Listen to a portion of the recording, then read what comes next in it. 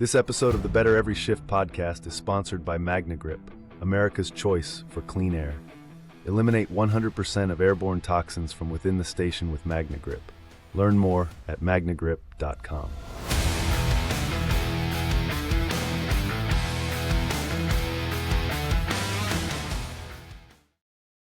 Hey everybody, welcome to the Better Every Shift podcast. My name is Aaron Zamzow. I'll be your host. I'm a fire officer in Wisconsin. I also write for Fire Rescue One.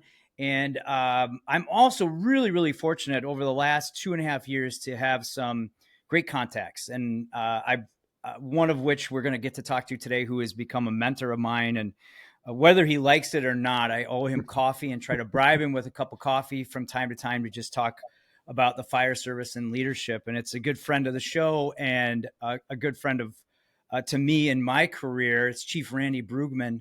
Welcome back to the show, Chief. Always good to talk to you. Oh, Sam, it's great to see you again. And it's always fun to come back on the show. Thanks for having me. Well, we go way back. We met probably almost 10 years ago at a conference, and you were a chief on the West Coast at the time. And then small world, you live close to where I am, and I've recruited you to come ride the engine with my crew, and we put you to work for leadership conversations for a couple hours with my crew, and they loved you. And I just sat back and watched and took notes. And the last time we talked, you were developing a lot of great things with the Leadership Crucible, and it's kind of been this crusade, I think, for you. And for our listeners that don't really know what the Leadership Crucible is, hopefully they will with some introduction to Lexipol and some other ways you're trying to integrate in this kind of mindset and mission. Give me a little update.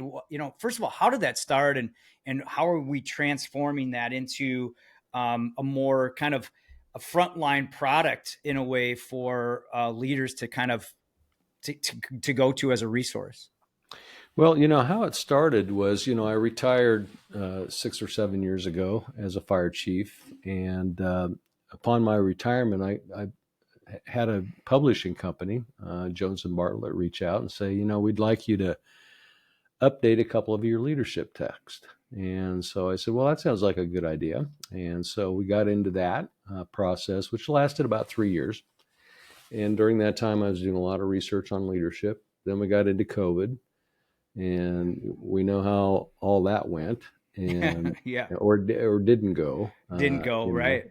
And so it really got me to thinking, what is our next generation of leaders viewing as leadership today? Because there's a real vacuum in our society of good leaders. And I said, and I thought to myself, I've worked with some really exceptional leaders, and I've met many throughout my career.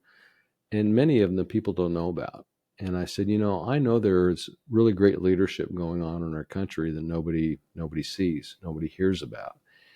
And that was really the foundational piece of forming the Leadership Crucible Foundation. As I said, I really want to develop something that we can go out and find those people that are doing really great things, making a difference in people's lives, doing leadership the right way.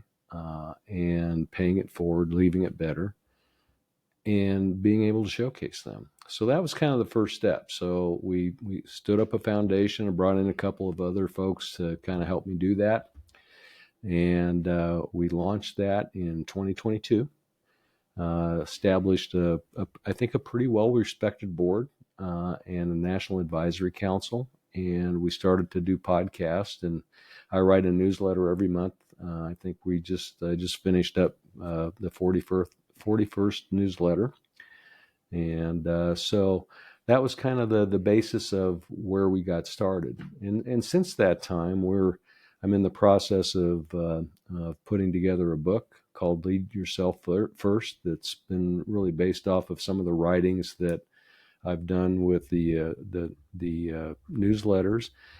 And then also during that time frame, and this had been a vision that I had for several years, developed a Pathway to Success curriculum. And, one of the things that I looked at from a leadership perspective, and I think many of us go through this, we get hired on the job and we're firefighters, and we become good at those technical skills, good enough that all of a sudden they promote us based upon our technical skills. And then all of a sudden they give us people to manage and lead every day. And they didn't really train us for that. Mm-hmm. Right. Right. Just because you could put up a ladder really quickly and efficiently doesn't mean that you're going to be able to build someone else up or get the most out of them. It's two separate things. No, and it's just not our profession. I mean, I've talked to people throughout many different professions, and they do the same thing. They really don't prepare their people to step up from being a firefighter to an engineer to, they do on technical skills. We're great on teaching technical skills, but on teaching leadership skills, we're not very good. And so they give you a crew and you kind of learn on the job. Well, the same is true when you go from lieutenant to captain, captain to battalion chief, and then all of a sudden you're a deputy or division chief, or you're running the organization, and nobody told you about all the nuances about that.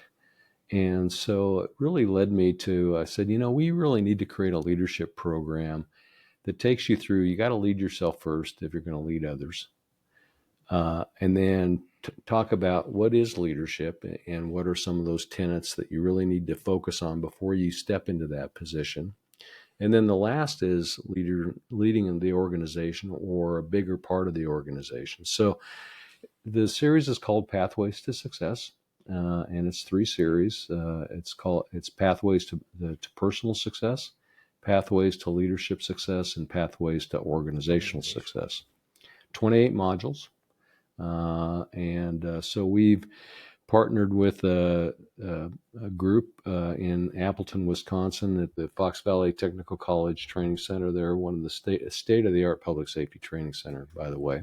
Yes, they're doing some unbelievable things up there, just north of Madison in Wisconsin here. Yeah, and it just was just one of those things where Jim Johnson, the former president of Pierce Manufacturing and vice president of Oshkosh, he said, "Have you ever been up to the college here?" He said, "You need to come up and just, take a tour." And so I went up and met the president, took a tour, and just was really impressed by not only the facility, but just what they're doing on a national and international basis with training. And so we've partnered with them. They're going to help us develop it and design it. And so we're at the point now where we're seeking investors we just started that process where we're going out talking to companies and saying we want to raise the money to build this. And the goal is to provide it to public safety, police, fire, EMS, corrections, dispatchers at a very nominal cost so we can cover the development of it and get it in the hands of as many public safety personnel as we can over the next few years. Well, and you're fueling a lot of this from your experiences as a fire chief. You've served in multiple departments. You're also a past president of IFC and the Center for Public Safety Excellence. So you have all of these positions that you've held, and then you have the podcast. And I have to mention too that the website is the Leadership Crucible Foundation.org. And from there, you can contact you, and you can also listen to your podcast. You've had some great guests, some of which we've gotten the opportunity of also to interview here on our show. Admiral Studeman, I believe you talked to him as well, right? Yeah. And then Chief Wolford, and someone that you just had an interview with, Craig Culver from the Culvers, who started that franchise. And so one of the things I was thinking about before we started was, what have you learned since you started this? Now, you had 40 plus years of leadership experience already. What have you learned over the last couple of years in developing the Leadership Crucible? And would you go back and do anything different? Well, yeah, that's a great question. I don't think I would do anything different. I didn't. Frankly, I've shared this with my board, and I think we've talked about it. It's a lot harder to run a nonprofit foundation when you just started it. It's a lot easier to be a fire chief. Oh, okay. Just because of the unknown, or just? Well, it's interesting. When you're a fire chief, you have a staff, right? And so even if you're in a small organization, you usually have a staff, but you have somebody that can do the computer work, and you have an executive assistant or secretary, so you have all of these other ancillary resources that are very, very well qualified. So all you have to do is say, I'd really like to do this, make it look like this, Well, now I'm all of those people. You're IT before this too. You're the technical side too, right? Yeah. You're saying you're learning that as a new skill. Yeah. So, you just spend a lot of time just learning how to do things. And so it gave me a much better appreciation for my executive assistants over the years, all of the stuff that they were able to do to make my job so much easier. I really, I look back and say, I think I appreciated them very much, but I don't think I really, probably not enough. So that's one of the, I think, looking back, is just understanding that this undertaking is, as it has continued to grow and blossom a little bit, comes with a workload. And when you're a small foundation like we are, you end up picking up a lot of that workload. Mm-hmm. And so that's the balance that I'm struggling with right now, if you will, is just, trying not to make it an 80-hour-a-week job. But I love the mission. I love the opportunity to talk to like Craig Culver, and General Tykert and Rear Admiral Student, are just, I've talked to people that I've never would have met and had the opportunity to get to know, and many of them to become friends with. If it were not for this podcast and the Leadership Crucible Foundation. So I feel blessed that I've had the opportunity to be able to get to know them, but more importantly, I think to bring the message that they all have, because they all have kind of this same perspective about leading. And I think the common theme is that you got to take care of your people.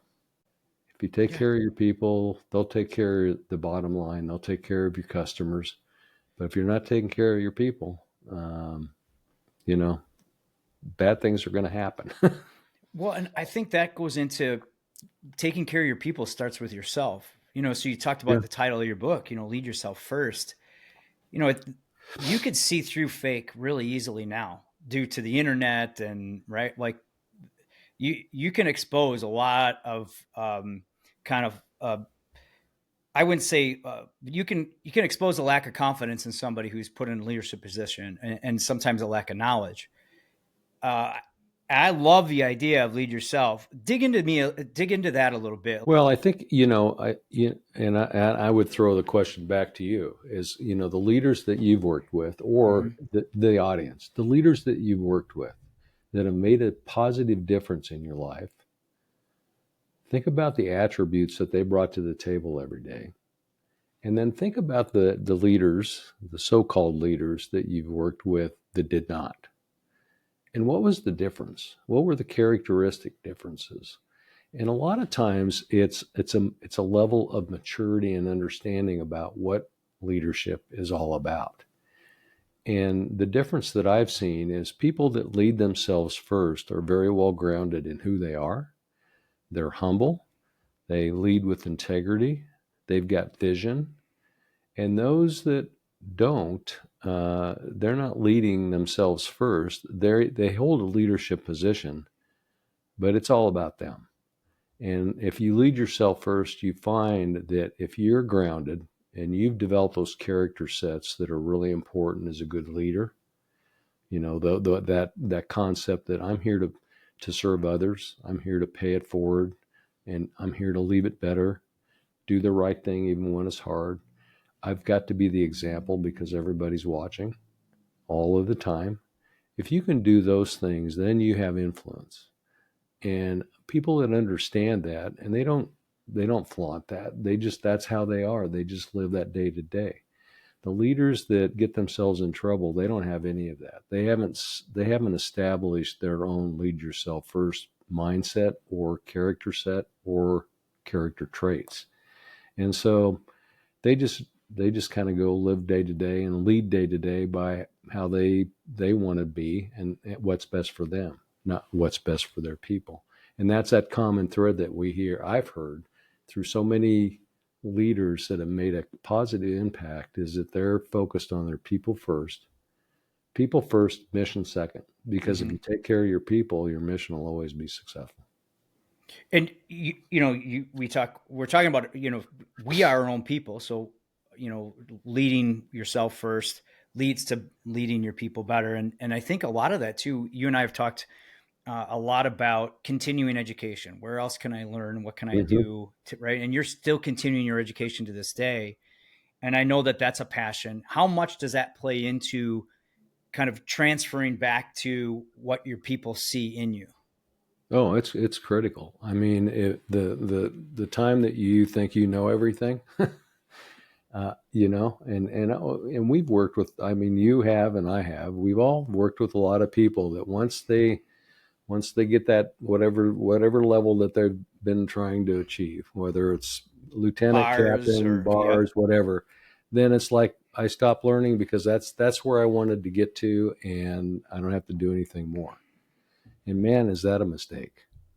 You got to learn every day. I've learned more in the last since I've been retired than I probably did, throughout my entire career.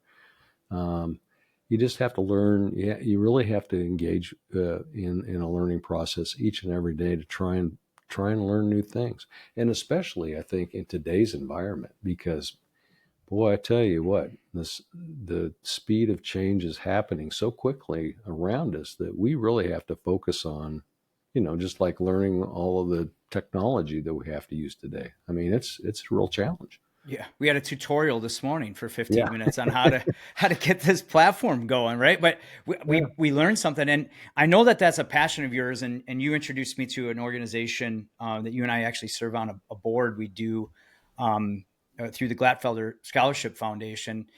And you've been working with that organization for a long time. And you introduced me, and I greatly appreciate it.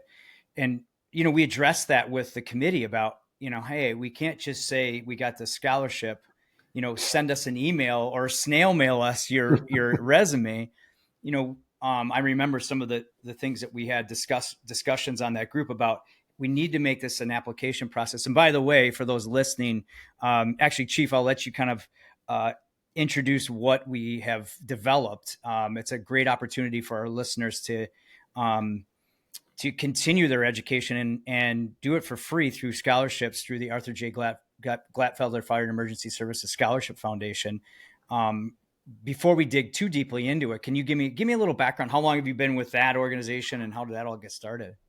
Oh, I've probably been on the foundation probably 25 years.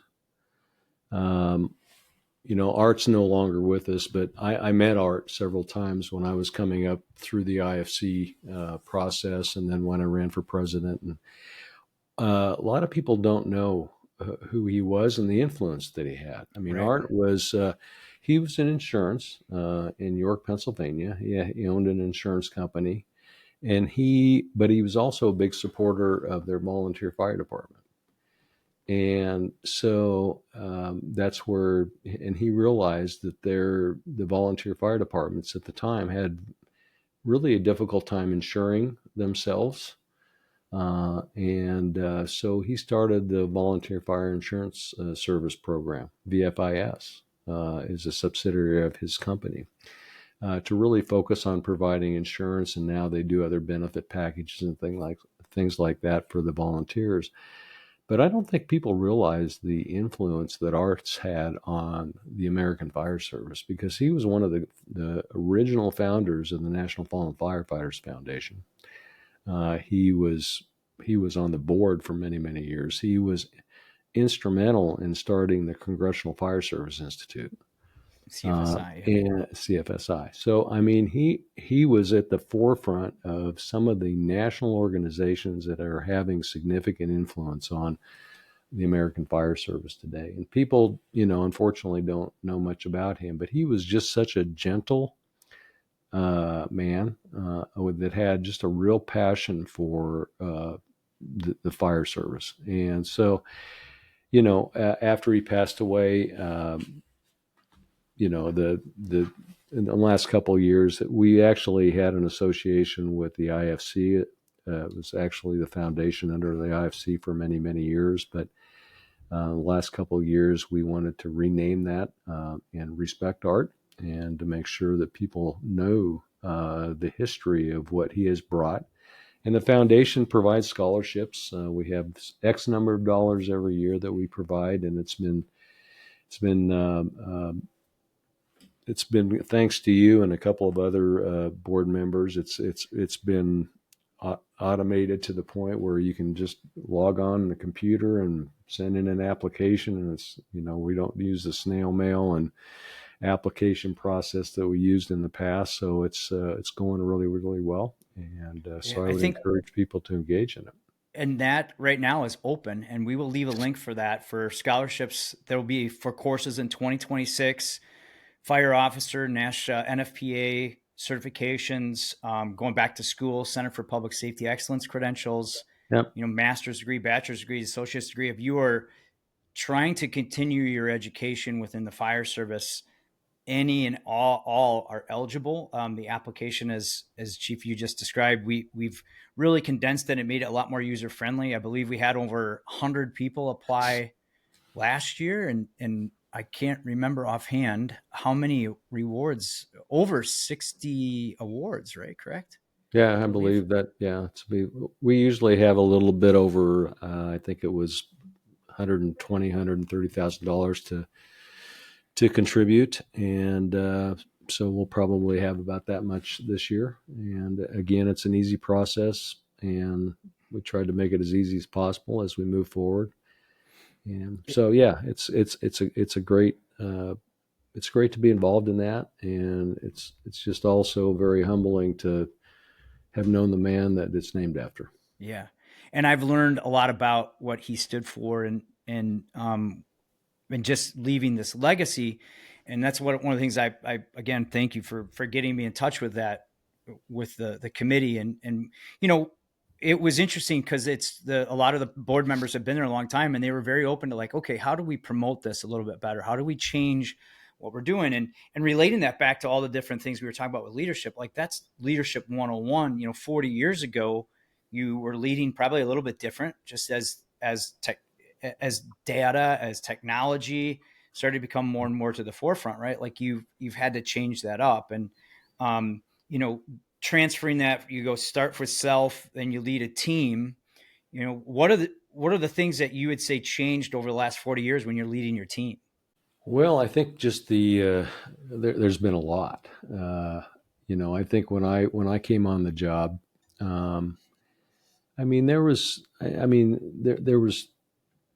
there was still change that was occurring in our communities. Growth was occurring. I started in Colorado, so it was a very progressive organization that I was part of, and community was growing. But the pace of change that we were seeing that was driven by technology and things like that was much slower than it is today. I remember I was I was the hazmat coordinator for like a decade. And when we first started that program, that was just when hazardous materials was introduced into the fire service. And so it wasn't like you could go to a catalog and buy the equipment that you needed to supply your hazmat response team. We had to build it. We had to make it up. Mm-hmm. And so we were building stuff out of fire hose to, patch tankers and stuff like that. So, it was just, things just moved slower then. And in today's world, it's instantaneous. We did not have, we were still filling out run reports when I first got there. When I first started, we were still filling it out by hand. Then we got into computers that didn't work very well. Well, now, it self-populates on, medical calls a lot. And if you look at the transition just in the last 20 years from where we've come, it's been incredible. And just the amount of information that we can collect and analyze and how we respond, what we respond, and the impact that we're making, we're just scratching the surface right now on that, I believe. We're much better now analytics and analyzing our response capability and the impact that it's making. But I think it's going to change the very way in which we respond and what we respond with in the next 10 to 15 years. Yeah. We have to become more efficient too with our responses, I think. Would you agree Yeah. with that? Oh yeah, yeah. I Yeah. think that we've got one really good model in most communities, and that is 4 people on a truck. Mostly, in many cases, are paramedics, and that's what we respond with, and that handles most of the stuff that we respond to, right? Right. For the most part. And yeah, for the most part. And so, I think as we move forward, we'll be able to finesse our response. We're seeing things like nurse practitioners in the field, advanced care providers. You're using a care program here in Madison. Yep. Very Uh, successfully. Yeah. yeah, Yep. working very well. So I think what we're going to see is more layers of response. We're going to have behavioral health specialists introduced, and social services introduced, so that we can kind of pick and choose. And it's not only going to be a response of a fire truck, but it may be the initial response with a fire truck, but we're going to have ancillary products that we can bring and support services that we can bring to the table, so that we're actually not just dealing with the 911 call because I have a problem. Now we're going to get to the root cause of why did you call us 4 times in the first place, right? Yeah. Yeah. Right. So, and I think technology will allow us to provide better analysis, to provide better response capabilities, and nuance what we're doing instead of just one size fits all. Because one size, that we know, even in my day, one size didn't fit all. Yeah. Yeah. It's just people are calling, right? Like we had talked about it. There is that if there's inefficiencies in healthcare, they're just calling 911 to try to bridge that gap because we always show up. We always say, yeah. And organizationally, we have to find out ways and figure out ways to deal with that new kind of strain, right? Um, and CARES is one thing that we have in Madison. You also talked about integrated health with nurses, and I think that's really where we're going to have to rely on outside sources in some cases, right, to try to integrate them into the fire service. But when it comes to leadership, right, a lot of times, at least in the first part of my career, it seemed like there's always this wall up about we're the fire service, we're totally different. Have you seen that leadership switch? Are we now becoming more, or do we need to even embrace more outside kind of tactics and strategies on leadership and communication from outside the fire service to make us better? Well, I think we do, and I think the first part of your question is, are we seeing a shift in that? And I think we are. I would say that there are more chiefs today that are being more progressive at looking at different alternative strategies to deliver service, but we still have a large block of uh, chiefs that want to just do it the way they did it 30 years ago when they came on the job. Yep. Yeah, and it's unfortunate, and that's not going to take the profession where it needs to go. And unfortunately, for many organizations today, that's not going to change until those chiefs leave or retire or whatever they do. And so, but that's been the same. That model, or that issue has been the same even when I got on the job. It's kind of an evolutionary process. You've got to get the right people to step up in an organization, and sometimes it's just sometimes a few people have to retire, to make that shift in organizations. And I think that's what a lot of organizations are going through. They have went through in the past. I think they're going through that now. I think the difference between 20 years ago and today is just the speed of change in our environment, in our society. And we don't have the luxury of looking out and going, well, we can do that. We can position our organization, where I'm looking at a 10-year plan, and we'll do something maybe 3 or 4 years from now. You can't do that. Things are moving way too fast. Yeah. By the time you, if you're thinking about it, you better be strategizing how to get there, in the next, 12 to 18 months, if possible. Right. Right. You're Right. seeing an issue. Yeah. Like calling a mayday. If you're thinking about it, call it. Right. If Oh you're yeah. thinking that's going to be an issue, you better be, at least trying to plan for it. And and strategize how to deal with it. Yeah, exactly. And I don't see it. There's a lot of chiefs that are doing a really, really good job with that. There's some chiefs that are just doing incredible work. But there are a lot of them, and it's probably more on the other side that are just riding it out. And I've seen this throughout my career. Hey, I've got 3 years left. I'm not going to shake the boat. Yeah, yeah. And that's terrible for an organization and the people within it. It's just, what it's a morale killer, if you will. Breathing in diesel exhaust fumes is like walking into a fire without a mask. Protect yourself with MagnaGrip, the easiest, most reliable exhaust removal system that features a true 100% seal to eliminate diesel exhaust fumes in a snap. Visit magnagrip.com to download MagnaGrip's free grant guide with expert tips to solidify a grant for essential safety equipment, such as MagnaGrip's exhaust removal systems. That's magnagrip.com to download the free guide. For those that are listening, right now they're probably saying, yeah, I hear that a lot. I hear, well, this is how we always used to do things. And I know from the leadership side, there's always two sides to a story. And I'm trying to get better at understanding that other side. If you're someone who's, like we said earlier in the podcast, you said first you work on yourself, and then you start to develop your team, and then you look at the organization, and maybe there's some frustration because you can handle these two, step one and step two is a lot of what you can control, and it's right in your environment. As you start to look in your organization and you start to get this, we always did this way. What are some strategies? What are some thought processes that we can do to help move an organization that maybe thinks that way, and or to make sure that we don't get burned out trying to push back in some cases or push forward? Well, yeah, I mean, if I just looking at it from a chief's perspective, I mean, part of that is just your strategic visioning of where you want the organization to go. And, it's, I think it's really important. And when I say strategic visioning, you look at a lot of strategic plans, organizational plans, and they'll have, oh, we need to have an ambulance in this, a year from now, and we need to, replace this 3 pieces of equipment, and we need to remodel a fire station. That's all important. Don't get me wrong. That's a good start. Yeah, that's kind of the basis of just the functional need. What we don't take, a lot of departments, some departments do, but they don't take this next step and say, where do we need to position our organization a decade from now to continue to provide service in the most appropriate and efficient way for our customers? Because that's a different question. The one question is just kind of the nuts and bolts of what we do every day and what we need.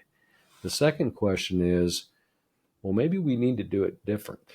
And maybe we need to start to position our organization about some of the things we talked about, is that, we shouldn't probably, or we probably don't need to send 4 people, on a big red fire truck on everything we go to. And if you really dig down into the responses that we go to, we know that a majority of them are medical. We know that a majority of them are low acuity. And we know a majority of them can be handled in a different manner. And so that's just one aspect. Well, that same thing is true in fire prevention.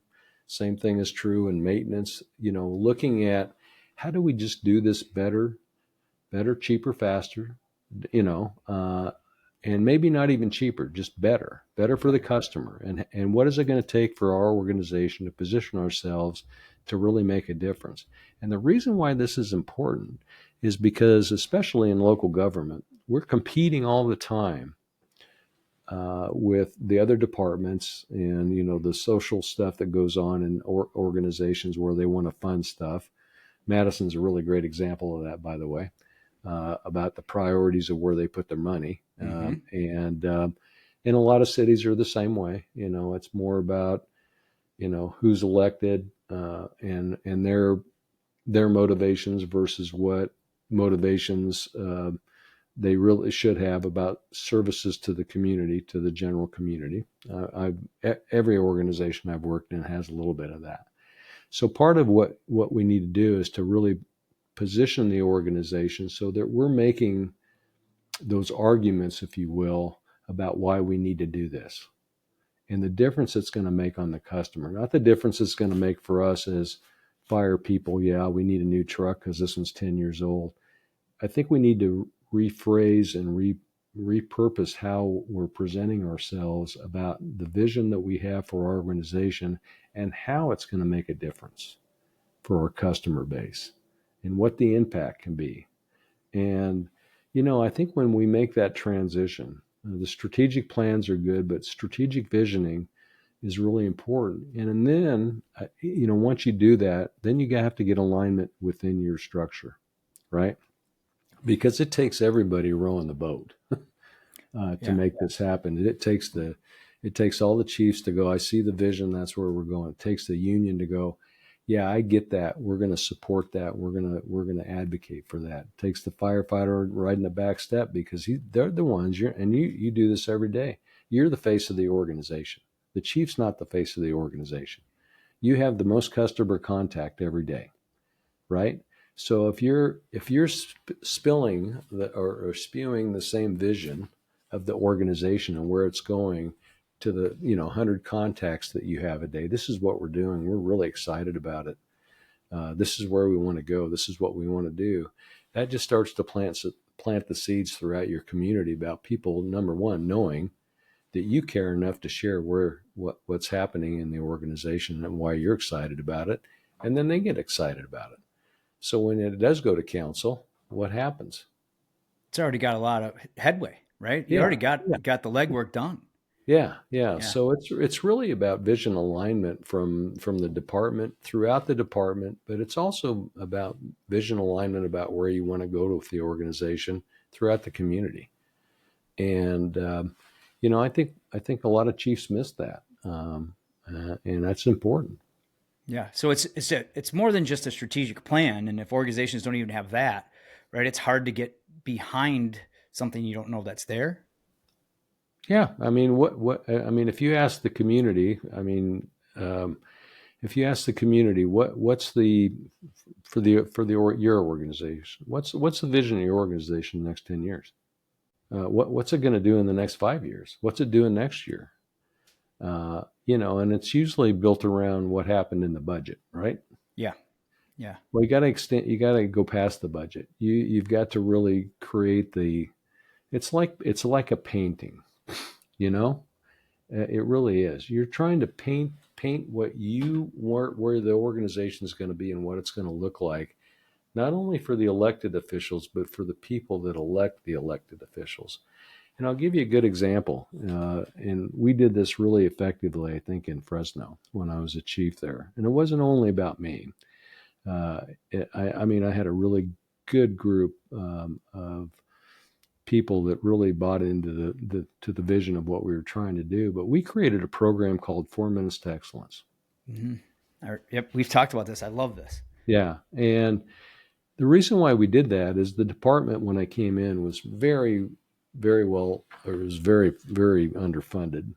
It just was on its last legs. I mean, the equipment, the stations were in poor shape. Mayor that brought me in said, we need to fix this. And so we put together this,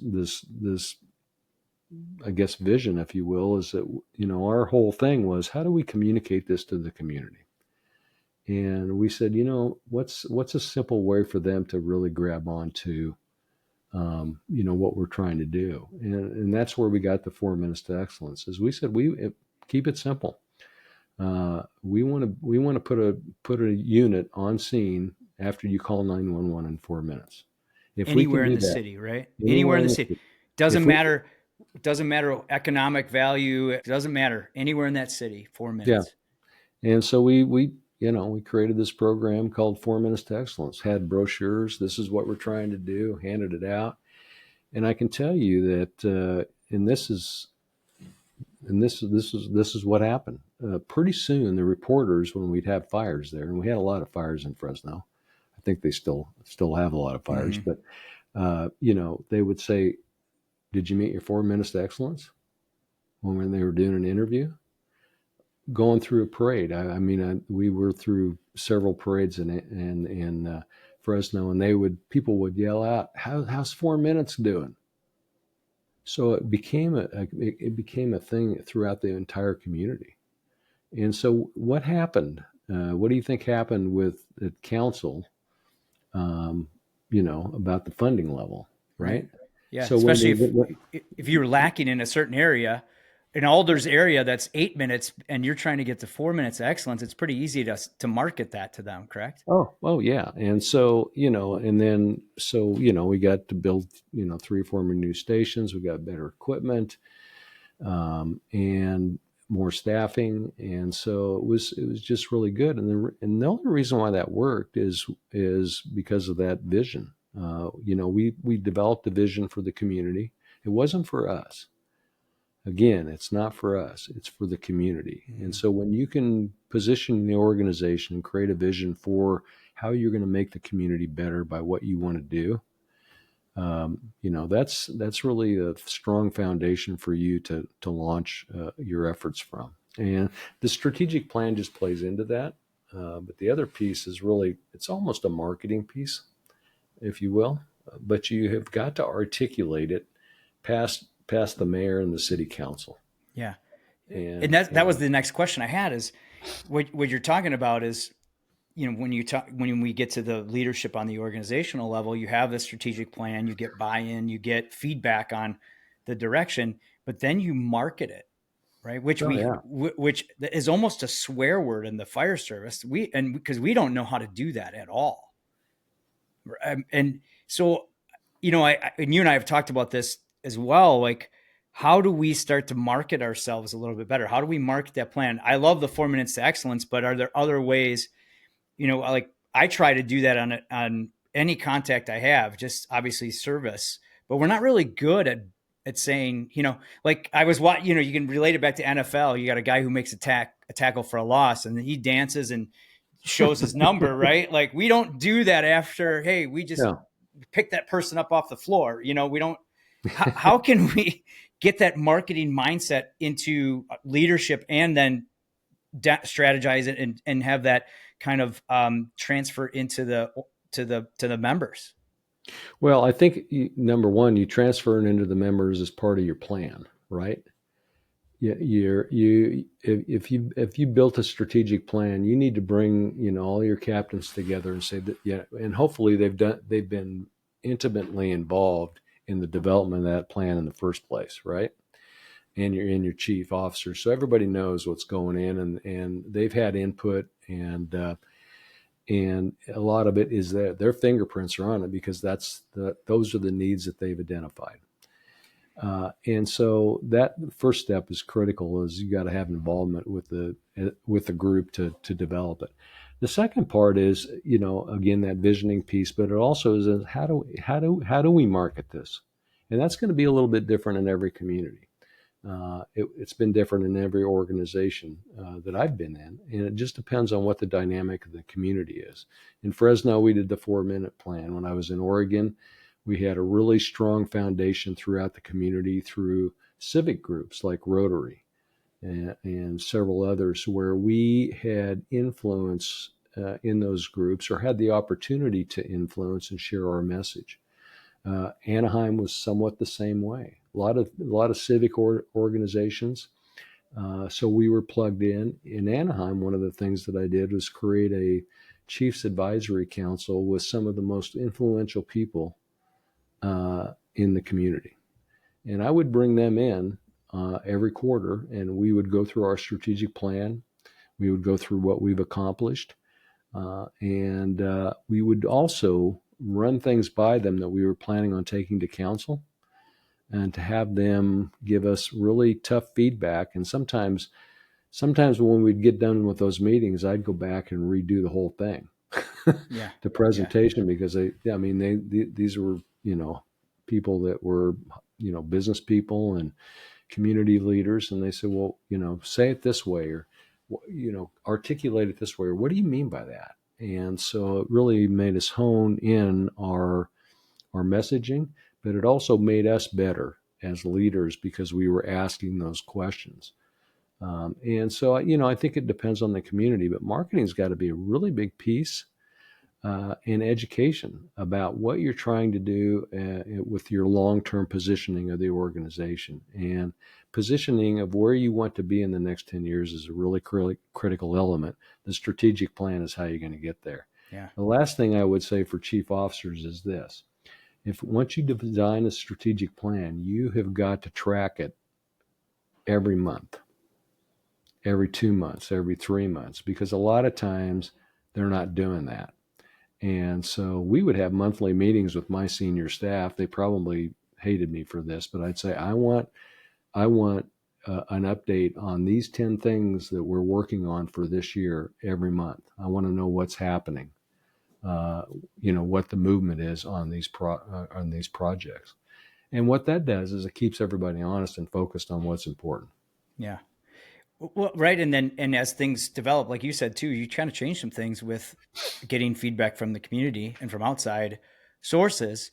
When you make those changes, they can be dynamic, and you can stay kind of in like you can stay parallel with the needs of what the community is doing too. Right. So it's you have this plan, but you can also deviate a little bit based on what you're seeing and finding. Right. Like that's the other side of this. Yeah, and I think the other side of it is when you're going out to all these civic groups and you're doing presentations, it's a great opportunity not just to do presentations, but to seek their input, right? Because at the end of the day, if they understand what you're trying to do, and they become educated on what you're trying to do, they'll become your best friends when you go to council. Mm-hmm. Yeah. And the elected officials, as you're presenting what you need to do, they'll be your spokespeople. They're going to be making the calls going, you need to fund this or that. This makes a lot of sense.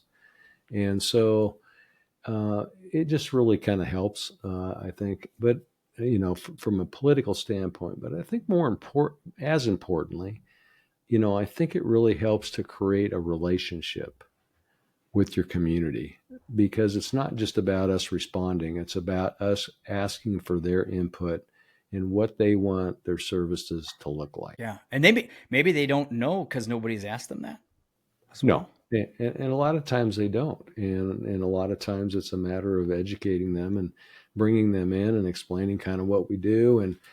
And a lot of times they'll say, what's the most important thing to you? And they'll say, I want an ambulance here in 3 minutes. Yeah. Right. Right. Right. Well, then right there, it opens the opportunity, right, to get a little attention, right, to the budget in that case. And then you can relate it back. Yeah. And then you can articulate, well, here's where we're at. Here's where we want to go. Here's where we want to be in the future. And they go, well, a lot of times it's, how can you help? Well, how can we help you do that? Well, here's a good way to help you. Here's how you can help do that. I'm glad you asked that question, because here I have some needs right here, right? Like, I mean, it's a great segue into that. Yeah, and a lot of what I found in the communities that I've worked in, people want to help. They want to know information, and they want to know, especially in public safety, both police and fire. They want to make sure that they're well protected. That's a priority for them. And so being able to articulate from our side, what's the best strategy for us to protect you the best way, that's a really critical piece of marketing, because frankly, they're our best marketing people. Yeah. Our citizens. Yeah. Well, and those that we've actually even helped are also good marketers for it. But a lot of times, right, we don't rely on that either. No. And I think that's a whole nother program we could get into about how do you find out how well you are doing on that side of it and evaluating. And I think I always just try to set up our next show with you somehow, just to keep you in. But I want to come back full circle. Last question. And Chief, I appreciate so much. I mean, I love the mindset that, look, lead yourself first, then you're going to then work on leading your team, and then start to transfer into the organization. And I think it goes back to something that you've helped me keep my mind on. And I think I want to transfer that to our listeners is, as the individual, you always ask me 1, 3, 5, what's your 1, 3, 5? And can you dig in a little bit and what really you want people to take away personally about that, like planning for your own success and development? I think one of the things that I've heard from multiple people in multiple agencies and in the fire department is, well, I'm not gonna take the engineer's test till I'm on for about 8 years. And I'll wait till I'm on the job about 12 years, maybe a lieutenant, and then I'll think about the rest of it. I'm going, well, why are you doing that? You could be the best candidate at 3 years. Mm-hmm. Time on the job is not an indicator of performance, because by the time you're at year 3 or 4, you're trained. Yeah. You've got experience. So you may be the best lieutenant at year 3 or year 4, depends on what your background and, your level of expertise that you've accumulated. So what I tell people is, don't look at it that way. Don't look at it from a 30-year perspective. Well, I've got 30 years on the job, so I've got time. We need good people now. I don't need you in 15 years. I may need you now. Mm-hmm. And so if you're the right person, you need to step up. And so the only way you're going to be ready to step up is if you have your own game plan. So I always ask people, what's your game plan for success? How do you define success for you? And what's your game plan to get there? Because a lot of people go, well, I don't know what success looks like for me. What do you want to be when you grow up, kind of deal. And so, if you want to be a chief officer, what is it going to take for you to get there? If you just want to be a captain or a lieutenant or a training officer, what is it going to take for you to be there? But you've got to have a target on the wall. Yeah. And even just a better firefighter or a better paramedic, what does that look like then for you? What skills do you want to develop and work on? Yeah. I mean, what do you want to be? I mean, because, at the end of the day, and I've worked with a lot of, I remember when I was in Fort Collins, I got promoted to battalion chief pretty young. And I remember sitting across the table from an engineer, and still remember his name, Roger Peter. Two first names. Watch out. Yeah. Yep. And, we were sitting there talking to him and stuff. And he said, you realize I was on the job before you were born? And I said, no. And I said, well, so why didn't you ever promote? And he said, because this is what I wanted to do. I knew this is what I wanted to do when, as soon as I hired onto this job. I wanted to drive trucks. That's me. And that was a really good lesson for me, because if you know what you want to do, a lot of times you know what you want to do when you get on the job. Mm-hmm. After about that first year or two, you know where you want to go. So if you want to go there, then start to work on going there. Don't wait. Don't wait until have people tell you, well, you can't do that until you're, 10 or 12 years on the job. I've had a lot of lieutenants that were 3 or 4 years on the job that were my best lieutenants or captains. And so if you're right and you've positioned yourself and you've trained yourself and really focused on what you need to do, then that's important. Just go out and do it. Don't hold yourself back. Yeah. I think we have a tendency to do that. I was listening to Coach Saban, Alabama football coach. And he said he went fishing with his neighbor, and his neighbor was catching all the big fish and throwing them back and keeping all the little ones. And coach said, I'm going to throw you out of this boat if you keep doing that. Why are you throwing away all the big fish? And he said, his neighbor said, well, I only have a 9-inch frying pan.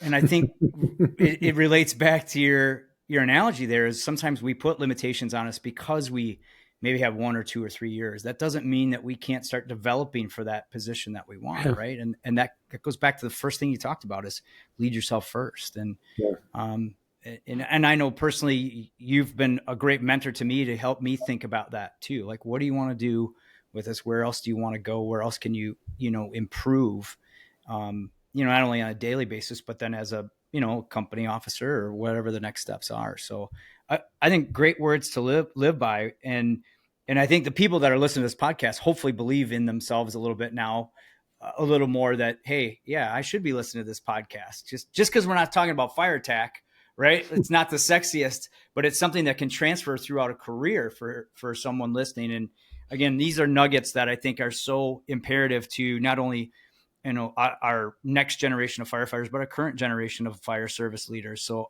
again, Chief, thanks for all you've been doing. We're going to continually check back to see how the Crucible is developing. for those that are wanting to continue the education, we have a scholarship that we'll leave the link to. And then final words of wisdom. I always ask, like, what's the newest quote that you really are living by or that really resonates with you, Chief, as far as, like leadership development? Is there anything in your conversations that sticks out? I just finished up a newsletter this past month, and it really was about the cost of winning. And I'd encourage people to go read that, because I think in what we're seeing in society today, and probably in some of our organizations, the cost of winning has become more important than just doing the right thing. Mm. And I think we all need to step back as leaders, no matter what profession we're in, and say, you know what?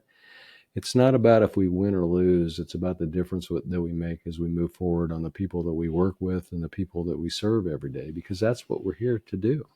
I don't care what profession you are. I mean, we're supposed to be looking at, paying it forward and helping others and leaving it better. And you can't do that when we're in competition all the time.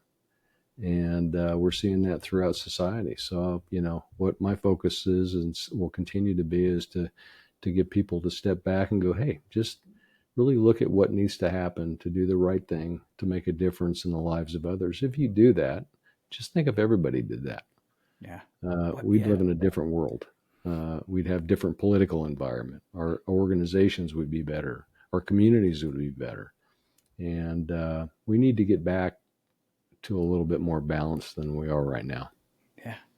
Well, the basics of people, right? Oh, like yeah. treating each other like we're people, regardless of what position we're in or what job we do. Right. I think, and you've mentioned that too, when you start to lead a team, right? You're leading a team of people, an organization of people. And I think that's a great way to kind of send people off, like, do the right thing, lead yourself first, work on yourself, and then transfer what you've learned about yourself and treating people as, as that, not a commodity or a tag on a board or a name tag, right?